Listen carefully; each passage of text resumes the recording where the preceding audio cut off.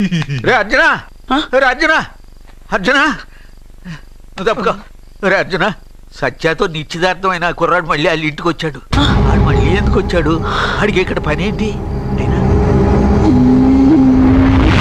పెళ్ళి ఇప్పుడేగా అయింది, వెంటనే వచ్చారేంటి? నిజమే, అబ్బాయి తొందరపడుతున్నాడు. అంటే అంటే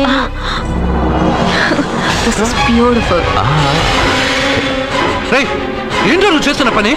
నా పిల్ల మెళ్ళలో నగలు వేస్తావా? నీకు దాని మెళ్ళో తాళి కట్టే అధికారమే ఉంది.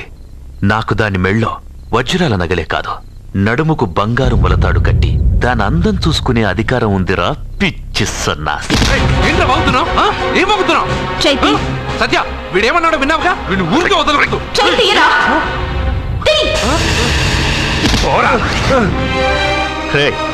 ఇప్పుడేమంటావురా? పెద్దబాబు, వీడేమన్నాడో తెలుసా? వీడనేది మీరు విన్నారంటే వీడిని ఇక్కడే మీరు ముక్కలు ముక్కలుగా నరికేస్తారు. అతనేమన్నాడో విన్నాను, నా చెల్లెలు ఏమన్నదో కూడా విన్నాను. అయ్యగారు, ఏంటి బాబు ఈ అన్యాయం? మీరు నాకేం చెప్పారు? ఇప్పుడు ఏం చేస్తున్నారు? చెప్పిన దానికి చేసిన దానికి సంబంధం ఉందా? సంబంధం లేదని నువ్వే అన్నావు. అలాగే నా చెల్లెలికి వీడికి ఏ సంబంధమూ లేదు. నా చెల్లెల్ని కట్టబెట్టడానికి వీడేమైనా ఆక్స్ఫర్డ్ యూనివర్సిటీ గోల్డ్ మెడలిస్టా? హైటెక్ సిటీ పక్కన 100 ఎకరాలుందా? వీడికి నా చెల్లెల్నిచ్చి ఎందుకు పెళ్లి చేశానో తెలుసా?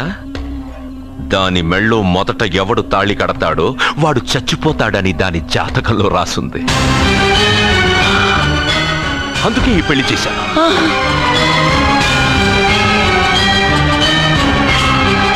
వీడి చావుకి జరిగిన అరంగేట్రమే ఈ పెళ్లి. నా ఇంటికి ప్రేమ్ రాగానే వీడొస్తాడని తెలిసే వాళ్లతో వచ్చాను.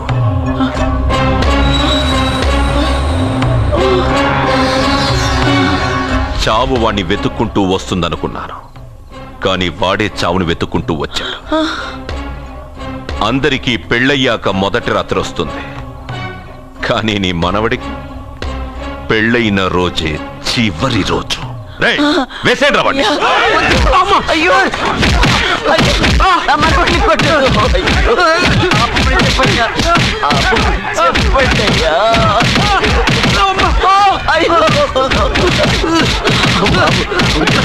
వద్దని చెప్పండి బాబు, వద్దని చెప్పండి బాబు, వద్దని చెప్పండి బాబు. అయ్యో చెప్పండి బాబు.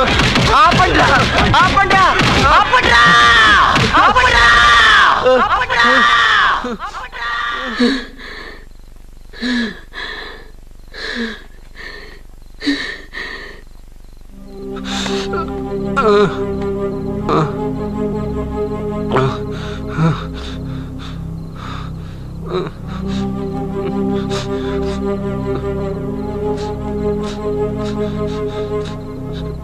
వాడు చచ్చిపోవాలి అంతేగా. అంతమందితో దెబ్బలు తింటూ వాడు బాధపడుతూ చచ్చే కంటే నా చేత్తోనే విషమిచ్చి ఏ బాధ తెలియకుండా వాడిని చంపేస్తాను, చంపేస్తాను బాబు. మమ్మల్ని వదలండి.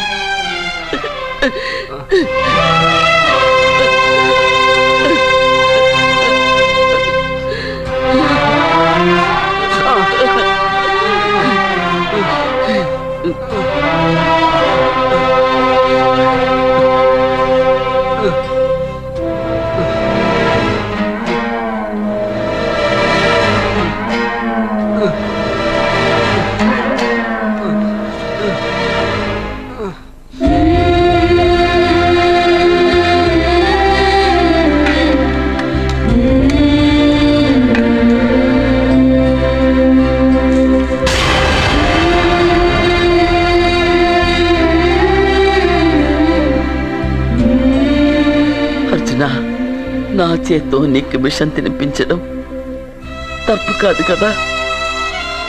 కాదని చెప్పరా? పెట్టమ్మా, పెట్టు. మోసాలు చేసే వాళ్ళ మధ్యన బ్రతికే కంటే చచ్చిపోవడం మంచిది. నీ చేత్తో విషం తిని తృప్తిగా చచ్చిపోతా. రే నాన్న, ఈ విషం ముందు నేను తినకుండా నీకే ఎందుకు పెడుతున్నాను తెలుసా? ఒకవేళ నేను చచ్చిపోయి నువ్వు బతికావనుకో, ఆ నీచులు నిన్ను చిత్రహింసలు చేస్తారా? ఆ దెబ్బలు ఆ బాధలు లేకుండా ముందు నువ్వే దేవుడి దగ్గరికి వెళ్ళిపో. ఆ తర్వాత నేను కూడా నీతో పాటు వచ్చేస్తానురా, వచ్చేస్తాను.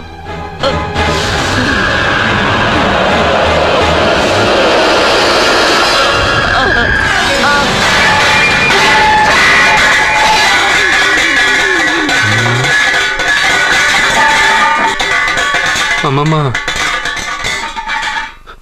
అమ్మమ్మ,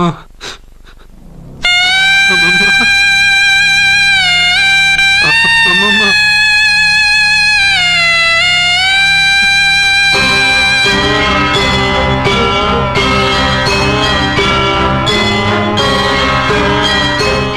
అమ్మమ్మ లేదు, నేను ఉండను. నువ్వు ఇంకేం చేస్తావు ఇక్కడ?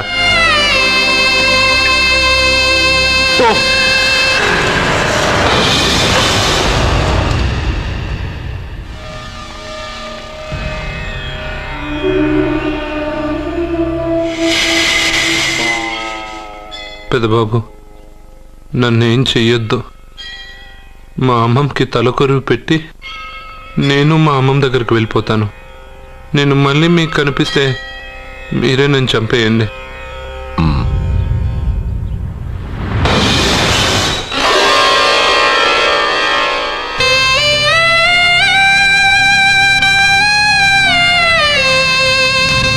అమ్మమ్మ, నేను చనిపోయాక నువ్వు చనిపోవాలనుకున్నావు, కానీ నువ్వే ముందు చనిపోయావు. నీకు తలకొరువు పెట్టాలని నేను ఆ అన్నం తినలేదు. నువ్వెక్కడికి వెళ్ళావు, నేను అక్కడికే వస్తానమ్మమ్మ. వస్తున్నానమ్మమ్మ. నన్ను వద్దు, మా అమ్మమ్మ దగ్గరికి ముసలి కాలం చెల్లిపోతే నువ్వు కూడా దానంటే పోతానంటే నువ్వు ఆపితే మా అమ్మమ్మ దగ్గర నేను వెళ్ళాను అనుకుంటున్నావా? ఇక్కడే కాదు, చావడానికి చాలా దారులు ఉన్నాయి.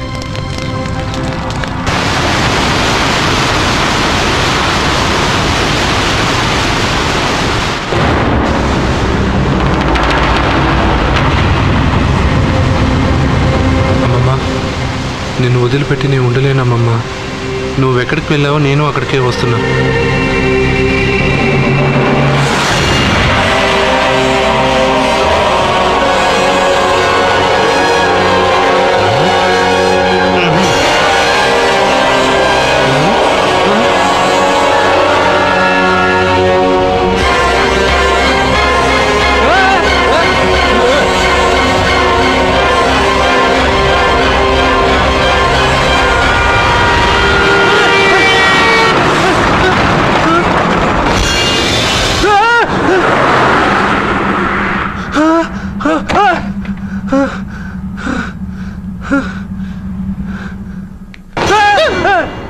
ఏమైంది?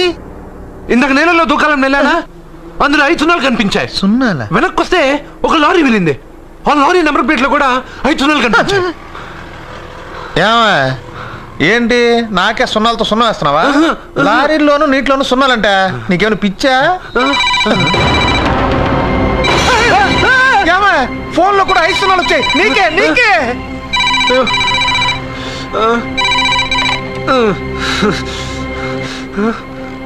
అర్జున్, ఆ ఎస్టీడీ బూత్ లో ఏం చేస్తున్నావు? ఎందుకు భయపడుతున్నావు? ఎవరు మాట్లాడేది? రామకృష్ణ మఠం పక్కన శ్రీ విద్యానికేతన్ స్కూల్ హోర్డింగ్ ఉంది. దాని ఎదురుగా ఉన్న under construction building 8th floor కి రా. నేనెవరో నీకు తెలుస్తుంది.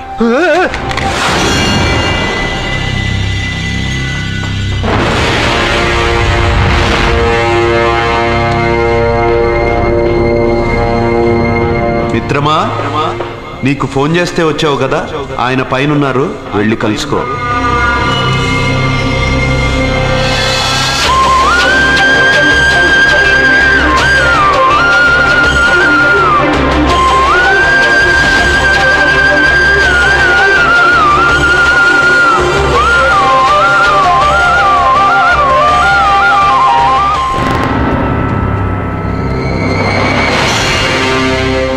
మిత్రమా, నీకు ఫోన్ చేస్తే వచ్చావు కదా, ఆయన పైనున్నారు, వెళ్ళి కలుసుకో.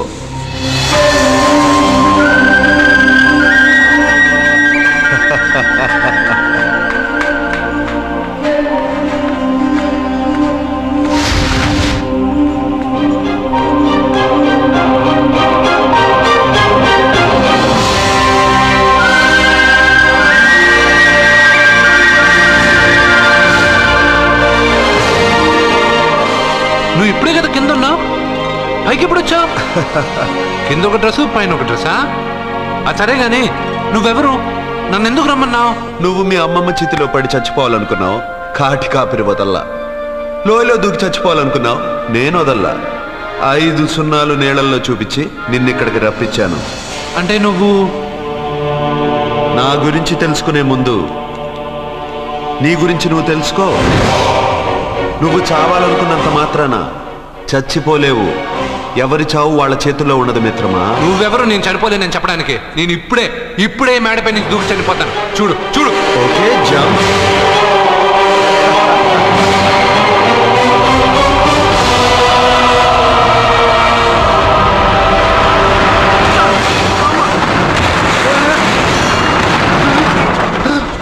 Stop stop.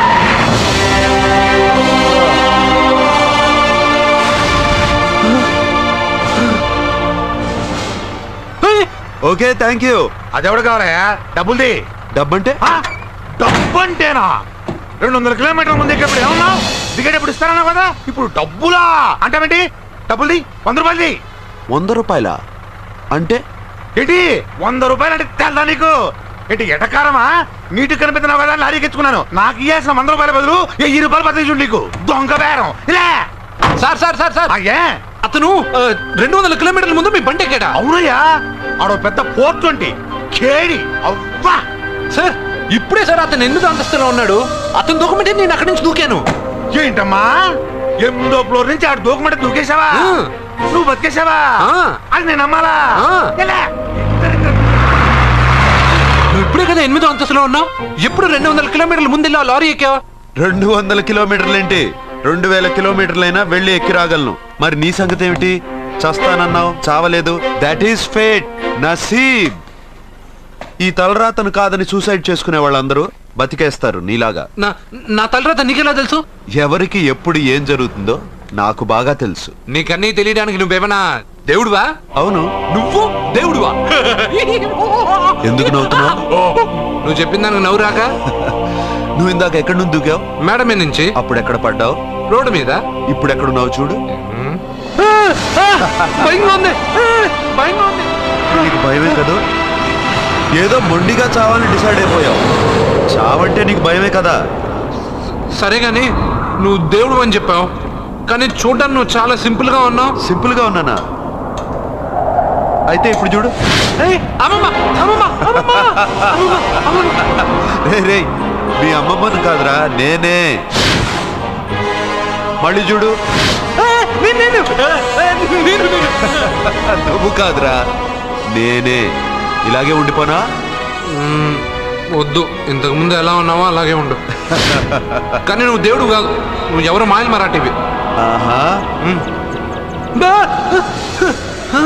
అయ్యో, రే కంగారు పడద్దు. ఎప్పుడైనా దేవుణ్ణి చూసావా? ఎందుకు చూడలేదు?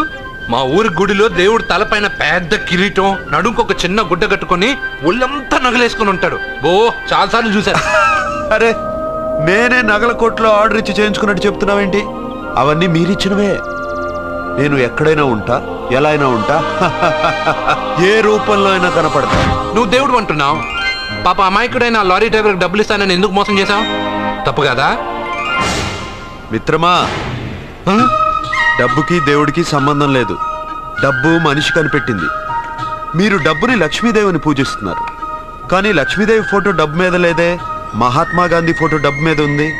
మీరు ఖర్చు పెడుతున్న డబ్బు పైన సంతకం ఆ పరమేశ్వరుడిదా, ఎవరో రిజర్వ్ బ్యాంక్ గవర్నర్ది? మీరు ఎంతో మంది దేవుళ్ళని కొలుస్తారు కదా, మరి ఆ పేర్లు రాయకుండా మీరు మాట్లాడుతున్న భాషల పేర్లు డబ్బు మీద ఎందుకు రాశారు? అలాంటి డబ్బు ఆ లారీ డ్రైవర్కి ఎందుకు ఇస్తానురా?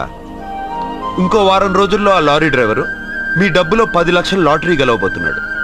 నన్ను తిట్టుకుంటున్న లారీ డ్రైవరు ఆ డబ్బు గెలవగానే నాకు కొబ్బరికాయలు కొడతాడు. నన్ను కొలిచే అందరినీ వదిలిపెట్టి నీ ముందుకు ఎందుకు వచ్చానో తెలుసా? నీ మంచి మనసు చూసి. నువ్వు అందరి కోసం దండం పెట్టుకుంటావు, నీ కోసం పెట్టుకోవు. అలాంటి నువ్వు నీ భార్యని వదిలిపెట్టకూడదు, చావకూడదు. నీ ఒంటరిగా వాళ్ళందరినీ ఏం చేయగలను? నువ్వు బలహీనత ఎక్కువ ఊహించుకుంటే బలహీనుడు అవుతావు. నువ్వు బలం ఎక్కువ ఊహించుకుంటే బలవంతుడు అవుతావు. యద్భావం తద్భవతి. నువ్వు ఏది కోరుకుంటే అదే నీకు లభిస్తుంది.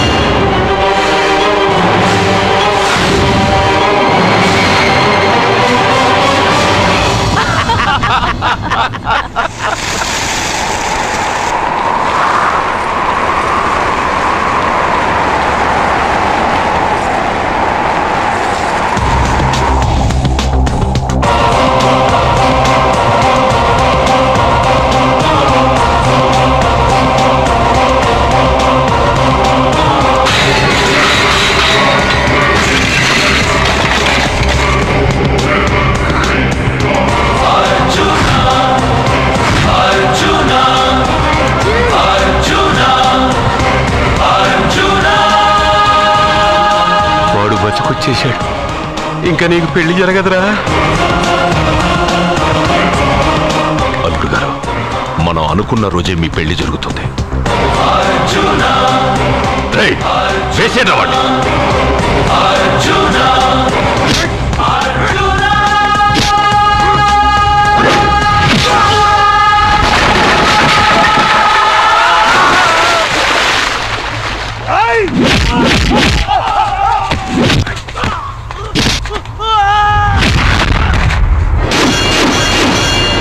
పోయిన బల్బ్ అనుకుంటే వీడు పవర్ఫుల్ గా వెలిగిపోతూ వచ్చేసాడేంటి?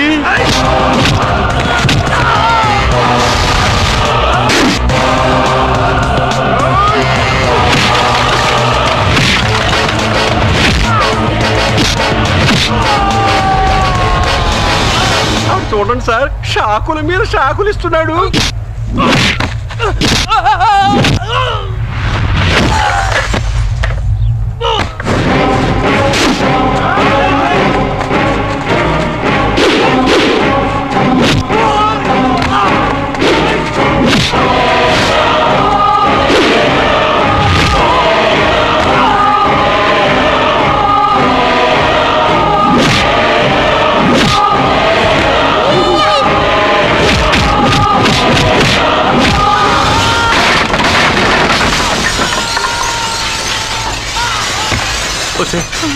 మన వాడికి వేరే చోట పెడదాం ప్లగ్గు. నేను పెళ్ళంటూ చేసుకుంటే ఈ అమ్మాయిని చేసుకుంటాను నాన్న. అయితే నీకు ఈ జన్మలో పెళ్లి.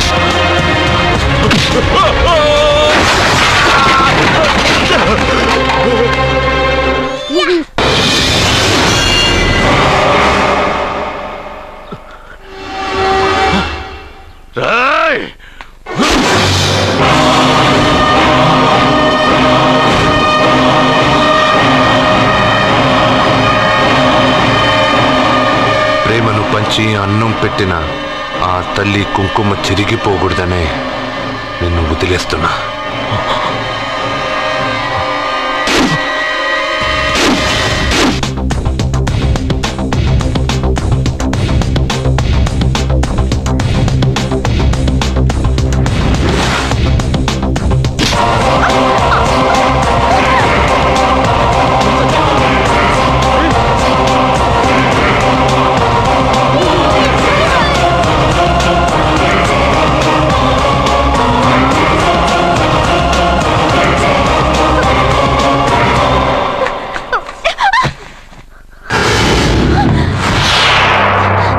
ఇప్పటి నుంచి ఇదే నీ ఇల్లు.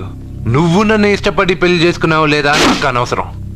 నా గొంతులో ప్రాణం ఉన్నంత వరకు నిన్ను ఎవ్వరికీ దక్కనివ్వను. అలా జరిగితే నేను మగాడినే కాదు, నీ భార్యగా బతకాలని రాసుంటే నేను చస్తానే తప్ప నీతో కాపురం చేయను.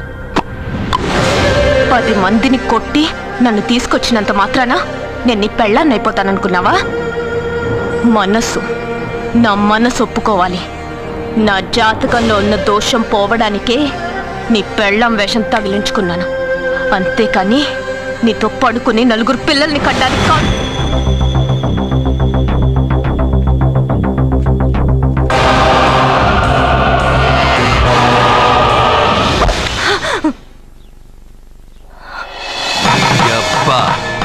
నీ కట్టింది ఇది నీ మెడలో ఉండగా నిన్ను జర్రు జర్రు జర్రు అని చింపేయగలను. కానీ ఎంత తాళి గట్టినా ఒక ఆడదాని అనుమతి లేకుండా తాకేవాడు మగాడేగా.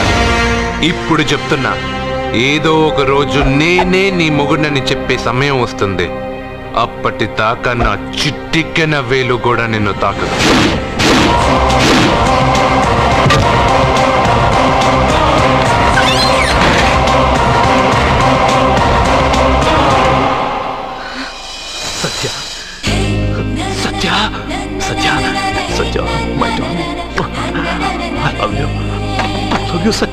వాడు ఫోటోలతో మాట్లాడుతున్నాడండి. అదృష్టవంతుడు, వీడింకా బ్యానర్లు ప్రింట్ చేయలేదు, లేకపోతే వీధులు పట్టి తిరిగేవాడు వేధవా. నేను సత్యాన్ని కిస్ చేశాను. ఏం చేస్తావురా? కొడతావా? కమాన్ కమాన్ హిట్ మీ. పిచ్చి వాళ్ళ మాట్లాడుతున్నాడండి. మరే నీ కొడుకు కదే. ముందండి వాడిని ఆపండి. నాన్న, ఇది నిజం కాదురా, అబద్ధం. నాన్న, మీ వల్లే నా జీవితం అబద్ధం అయిపోయింది. వాడెవడో జ్యోతిషుడు చెప్పింది నిజం కాదు, అబద్ధం అని నేను ఎంత చెప్పినా నమ్మకుండా నా నోరు మూయించి నా సత్యాన్ని వాడికిచ్చి కట్టబెట్టారు. పెళ్ళవగానే వాడు చస్తాడన్నారు. చస్తాడనుకున్న వాడు స్ట్రాంగ్ గా తిరిగి వచ్చేశాడు. ఇప్పుడు నన్ను ఏం చేయమంటారు? నా చెల్లెలి మెళ్ళలో తాళి కట్టి మీరిద్దరూ హ్యాపీగా ఉంటారు. ఎప్పుడు? వాళ్ళిద్దరికి 4-5 పిల్లలు పుట్టాక. నా చెల్లెలి గురించి ఏమనుకుంటున్నారు? తను నిప్పు. నీ చెల్లెలు నిప్పే, కానీ వాడు సునామీ కదా. నీ మాట విని తాళి కట్టించుకున్న నీ చెల్లెలు వాడు రాగానే చేయి చాపి వాడు వెనకాలే వెళ్ళిపోయింది. ఒరేయ్, ఆ అమ్మాయి నీ పెళ్ళాం అవడం నాకు డౌటే. నా చెల్లెలి జాతకం చూసి చెప్పింది ఆషామాషి జ్యోతిష్కుడు కాదు, నీలకంఠ శాస్త్రి. ఇంతవరకు ఆయన చెప్పినవన్నీ జరిగాయి. సత్యకి పెళ్ళైన విషయం ఆయనకి చెప్తాం. ఆయన ఏమంటారో విందాం, తర్వాత ఓ నిర్ణయానికి వద్దాం.